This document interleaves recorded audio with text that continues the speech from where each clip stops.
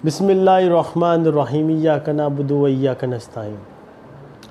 आज बात करूंगा कि क्रोनिक किडनी डिजीज़ जिसे सीकेडी कहते हैं और डायलिसिस पेशेंट्स जो मरीज़ गुर्दे वाश करवाते हैं उनकी हमेशा एक शिकायत रहती है। शिकायत ये रहती है कि वो डॉक्टर से कहते हैं कि डॉक्टर साहब टांगों में जान नहीं है, थकावट बहुत ज़्यादा है और वीकनेस कमज़ोरी बहुत ज़्यादा है। इसकी क्या वजूहात है, इसकी वजह क्या है? जबकि वो कह रहा है कि हम डायलिसिस भी करवा रहे हैं, उस वजह से भी जो है क्रेटिनिन भी कम होता है, फ्लूइड भी बाहर निकलवा रहे हैं, उसके बाद मेडिकेशन भी ले रहे हैं, तब भी हमें ये प्रॉब्लम हमारी नहीं जा रही। इसकी वजूहात क्या है? देखिए, सबसे पहले तो मैं क्रोनिक किडनी डिजीज़ के हवाले से बात करूँगा, डायलिसिस वाले पेशेंट की बात नहीं करूँगा। जो अभी डायलिसिस नहीं करवा रहे उनको थकावट, कमज़ोरी और उनकी टांगों में जान क्यों निकलती है? देखिए, ये सारा मसला जो है ना इलेक्ट्रोलाइट्स का है। इलेक्ट्रोलाइट्स कहते हैं आपकी बॉडी के अंदर जो है ना नमकियात होते हैं, जिसे पोटेशियम, सोडियम क्लोराइड, बाइकार्बोनेट्स और फास्फोरस, ये सारे जो हैं ये नमकियात है। ये जब अनबैलेंस हो जाते हैं तो उस वजह से फिर आपके अंदर कॉम्प्लिकेशंस पैदा हो जाती है। सबसे पहले मैं बाइकार्बोनेट्स के हवाले से बात करूंगा कि जब आप गुर्दे की बीमारी में मुब्तला होते हैं तो जब आपकी बॉडी से बाइकार्बोनेट्स कम होते हैं तो आपकी बॉडी में तेज़ाबियत ज़्यादा बढ़ना शुरू हो जाती है। उसके बाद पोटेशियम की बात करूंगा। जब पोटेशियम 3 से 5 के दरमियान रहना चाहिए।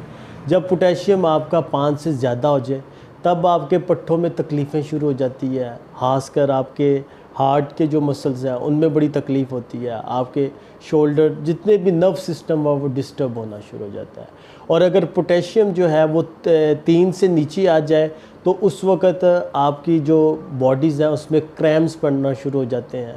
आपकी बॉडी जो है उसमें पट्ठे जो है मुड़ना शुरू हो जाते हैं, जिसे पंजाबी हम कहते हैं कड़ल पड़ना शुरू हो जाते हैं, तो उंगलियां मुड़ना शुरू हो जाती हैं। तो ये पोटेशियम कम होने की वजह से। और याद रखें कि जब भी आपका पोटेशियम 3 से नीचे आए तो उस वक़्त आपने मेडिकेशन नहीं लेनी। उस वक़्त सबसे अच्छा जो फल है वो है बनाना। आप केला खाना शुरू कर दें। केला जब आप खाएंगे उससे आपका पोटेशियम जो है वो ऊपर आना शुरू हो जाएगा। फिर साथ बात करते हैं कि यूरिक एसिड का इशू हो जाता है। इसमें यूरिक एसिड इंक्रीज़ कर जाता है, बढ़ जाता है, जिससे आपको जॉइंट्स पेन शुरू हो जाता है। और सबसे जो मेन वजह है वो है HB लेवल, कि आपकी बॉडी में खून की बहुत ज़्यादा कमी हो जाती है। जितने भी क्रोनिक किडनी डिजीज़ के पेशेंट्स हैं या जितने डायलिसिस करवाने वाले मरीज़ हैं, इनमें HB लेवल जो है वो डे बाय डे कम होना शुरू हो जाता है। उस वजह से देखिए, जब आपका HB लेवल कम होता है डे बाय डे तो HB हीमोग्लोबिन, जिसे खून की कमी कहते हैं, HB लेवल कम होने की वजह से अनीमिया की तरफ जाना शुरू हो जाते हैं, खून की कमी की तरफ जाना शुरू हो जाते हैं। उससे फिर क्या कॉम्प्लिकेशंस पैदा होती हैं? उसमें वीकनेस, उसमें थकावट और उसमें जो है आपकी टांगों से इस तरह लगता है जिस तरह टांगों में जान नहीं है। ये प्रॉब्लम शुरू हो जाती है, सांस का इशू हो जाता है। तो ये HB लेवल की कमी की वजह से होता है, क्योंकि HB लेवल कम से कम जो CKD के पेशेंट्स हैं या डायलिसिस वाले पेशेंट्स हैं उनका कम से कम 11 से 12 होना चाहिए।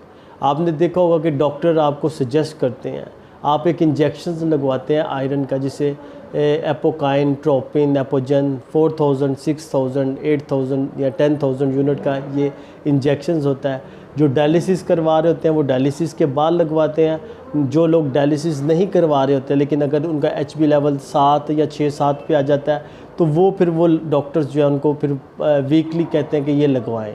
तो वो इंजेक्शंस लगवाने से कुछ ना कुछ कमी जो है वो बेहतर होती है। मैं आपको एक एक्सरसाइज बताऊंगा, वो एक्सरसाइज अपनी ज़िंदगी में ज़रूर करें। मेरे 2 से 3 जो है पेशेंट्स ऐसे हैं जिन्होंने ख़ुद ये बताया है कि जो है ना कि कहते हैं डॉक्टर साहब हम डायलिसिस करवा के आए हैं और बहुत ज़्यादा वीकनेस थी, लेकिन आपकी जो एक्सरसाइज की है उससे हमारी वीकनेस कम हुई है। एक्सरसाइज बहुत सिंपल सी है। एक्सरसाइज ये है कि आपने चारपाई के नीचे जो है ना, जो पाँव वाली साइड है वहाँ पे 3-3 ईंटें लगानी हैं और चारपाई को पाँव वाली साइड से उठा लेना है और उसके ऊपर सीधा लेट जाइएगा। 3 से 4 मिनट सुबह, दोपहर, शाम 3 दफ़ा ये करें। इंशाल्लाह देखिएगा आपकी जो बॉडी है उसमें कितना आपको रिलैक्सेशन आपको फ़ील होगा और कितनी आपको जो है ना आपको ये थकावट वगैरह भी ख़त्म हो जाएगी। दूसरा, जो है क्या कहते हैं, आपको मैं कुछ होम्योपैथिक मेडिसिन्स बताऊंगा, वो होम्योपैथिक मेडिसिन्स भी आप यूज़ करें ताकि उससे आपकी जो क्या कहते हैं HB लेवल है या आपके जो पट्ठों का मसला है वो बेहतर होना शुरू हो जाएगा। और हाँ, याद रखें कि डाइट प्लान जो है ना उसको ज़रूर फॉलो करें। गोश्त कोई ऐसी चीज़ ना खाएं, बादी चीज़ कोई ना खाएं। टेंशन और स्ट्रेस बिल्कुल ना लें, क्योंकि जब आप एंजाइटी और स्ट्रेस में जाते हैं ना उस वक़्त भी आपको ये प्रॉब्लम होता है। डायलिसिस वाले पेशेंट जो है जब क्योंकि उनकी बॉडी में अक्सर एक्स्ट्राऑर्डिनरी थोड़ा सा फ्लूइड इकट्ठा होता है, वो जब सीधा लेटते हैं तो लंग्स में उनके पानी जाता है, और लंग्स में जब पानी जाता है तो उस वजह से फिर जो है क्या कहते हैं वो सारी रात नहीं सोते, और उसके बाद सुबह जो है उनको नींद ना पूरी होने की वजह से थकावट होना शुरू हो जाती है, और उससे थकावट, कमज़ोरी और सांस फूलना शुरू हो जाता है। देखिए, मैंने आपको बता दिया है कि किन वजूहात की वजह से आपकी जो है ये टांगों में जान नहीं रहती और सांस की तकलीफ़ रहती है और थकावट, कमज़ोरी रहती है। आपको पता है, सबसे पहले मैंने बताया कि HB लेवल जो है वो उसकी कमी हो जाए, खून की कमी, तो उस वजह से प्रॉब्लम रहता है। बॉडी में तमाम नमकियात, सोडियम, पोटेशियम, क्लोराइड, बाइकार्बोनेट्स, इनमें या कम हो जाए या ज़्यादा हो जाए, ज़रूरत से ज़्यादा हो जाए या ज़रूरत से कम हो जाए, तब आपको आपका पट्ठों वाला सिस्टम, नर्व सिस्टम, ये सारी चीज़ें जो है वो डिस्टर्ब हो जाती है। उसके बाद बॉडी में जो है आपकी जब ज़रूरत से ज़्यादा एसिडिटी होना शुरू हो जाती है, तब आपको ये मसले रहना शुरू हो जाते हैं, और यूरिक एसिड इंक्रीज़ कर जाता है। यूरिक एसिड जब भी इंक्रीज़ करेगा आपको जॉइंट्स पेन शुरू हो जाएंगे, ये यूरिक एसिड की बढ़ने की वजह से।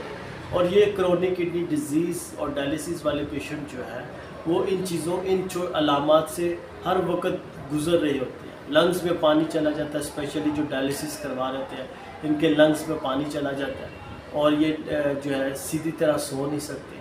इस वजह से जब सोते नहीं हैं तो सुबह उठते हैं तो उनको यही चीज़ें रहती है। टेंशन, एंजाइटी की वजह से भी आपको जो है ये प्रॉब्लम्स का सामना करना पड़ता है। तो लिहाजा एक मेडिसिन है होम्योपैथी की 5-FOS 6X। 5-FOS एक 5 नमकियात हैं ऐसे जो आपके ज़ाहिर डायूरेटिक मेडिसिन ले रहे हैं, उससे नमकियात आपके निकल रहे होते हैं।